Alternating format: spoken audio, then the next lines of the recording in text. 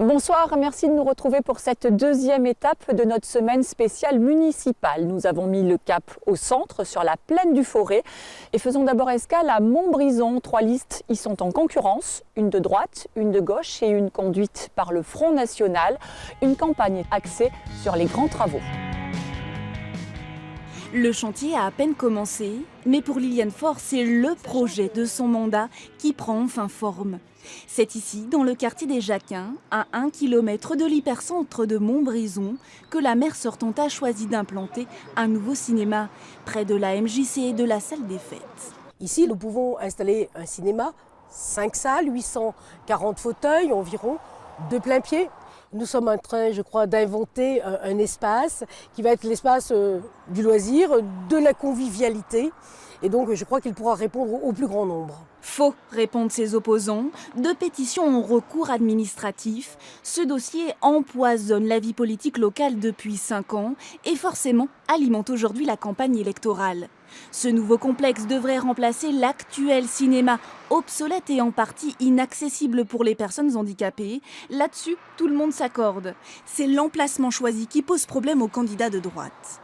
Quelle idée d'aller délocaliser un cinéma en dehors du cœur de notre ville. Un cinéma, je le rappelle, passe en commission départementale d'aménagement commercial. C'est un équipement commercial. Et il est fait pour être en synergie avec des équipements économiques. Il n'y a absolument rien au Jacquin en ce sens. Mais ce projet n'est pas le seul investissement pointé du doigt. La nouvelle maison des associations à plus de 3 millions d'euros est jugée trop coûteuse. La maire sortante promet pourtant un bâtiment évolutif et économe en énergie. Pour le candidat frontiste, tous ces équipements ont déjà trop pesé sur les contribuables. Les impôts ont augmenté depuis 2008 de 18,3%, ce qui n'est pas négligeable, alors que les salaires, eux, n'ont pas suivi. Donc il me semble qu'il faut absolument freiner la hausse des impôts. Freiner la hausse des impôts, la promesse de tous les candidats. Mais le futur maire devra surtout réussir à faire cohabiter investissement et fiscalité.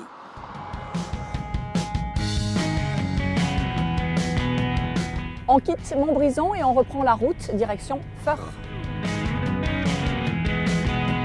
Alors Feurs pour mémoire, ce fut le premier siège de la préfecture de la Loire pendant la Révolution. Une ville d'un peu plus de 8000 habitants qui, comme à Montbrison, auront à départager 3 listes. Celle de la patronne départementale du Front National, une liste de gauche, celle enfin d'hiver droite du maire sortant.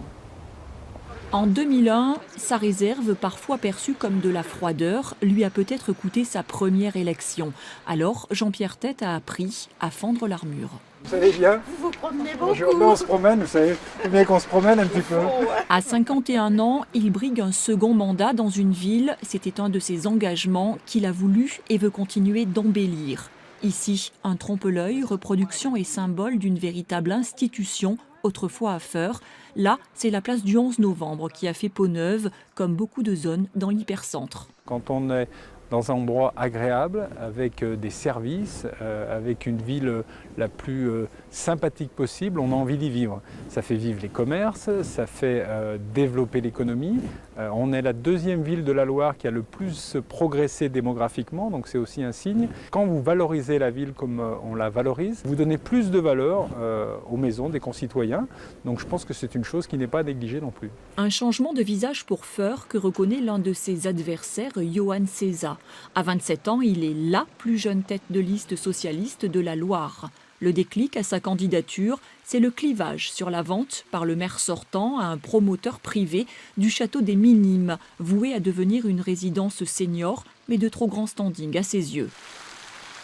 Pour lui, le renouveau du centre-ville ne doit pas être l'arbre qui cache la forêt à l'heure où le bilan financier de l'hôpital est tendu. On peut avoir une très belle ville d'un très beau goudron. S'il n'y a plus d'hôpital, de poste et de gare, c'est une ville qui ne servira à rien.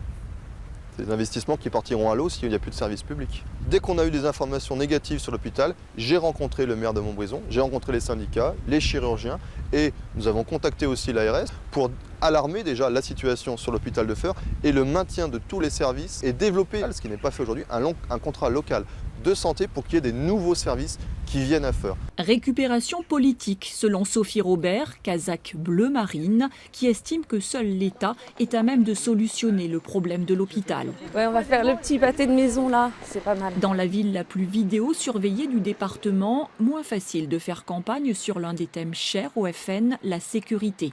Alors, la chef de file départementale du parti mise elle aussi sur le cadre de vie et le dynamisme de la ville. En tout cas, on sera là pour défendre le petit commerce, parce que c'est important que le centre-ville de Feurs retrouve une attractivité. Et la ville s'est embellie, je ne peux pas le nier, mais par contre, la ville s'est vidée de toute son âme. Et nous, on va proposer, en lien avec les commerçants et les associations qui peuvent recevoir une subvention de la commune, de créer un dynamisme et que tous les week-ends, il y ait des animations.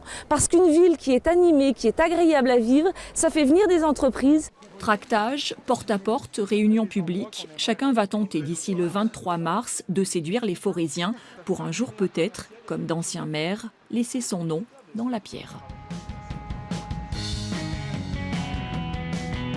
Terminons pour la plaine du Forêt, notre tour de campagne municipale à Vauches. Vauches qui affiche une particularité.